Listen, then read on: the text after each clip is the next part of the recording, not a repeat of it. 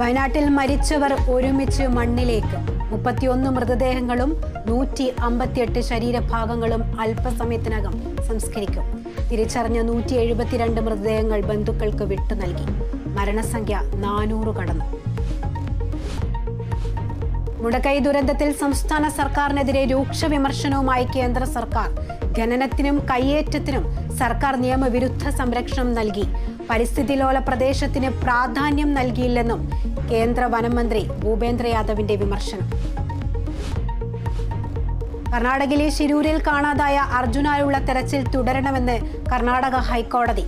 ദൗത്യം 5 ദിവസം നിർത്തിവെച്ചത് red alert കാരണമെന്ന് സർക്കാർ കോടതിയിൽ. വിഷയം ഗൗരവമായി കാണാൻ ഹൈക്കോടതി നിർദ്ദേശം. ബംഗ്ലാദേശ് പ്രധാനമന്ത്രി ഷെയ്ഖ് ഹസീന രാജിവെച്ചു. രാജ്യത്തിന്റെ ഭരണം സൈന്യം ഏറ്റെടുത്തു.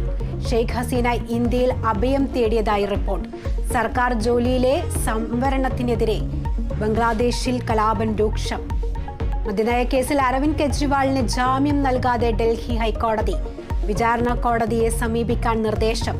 കോടതി നടപടി CBI എടുത്ത കേസിൽ. തിരുവനന്തപുരത്ത് അമീബിക് മസ്തിഷ്ക ജ്വരം എന്ന സംശയം. യുവാവിന്റെ സാമ്പിളുകൾ പരിശോധനയ്ക്ക് അയക്കും. പ്രാഥമിക പരിശോധനാ ഫലം പോസിറ്റീവ്. മരിച്ച നെയ്യാറ്റിൻകര സ്വദേശിക്ക് രോഗമുണ്ടായിരുന്നതായി സംശയം.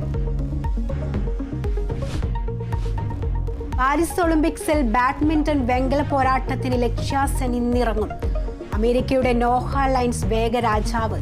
100 മീറ്ററിൽ 9.79 സെക്കൻഡിൽ ഫിനിഷിംഗ്.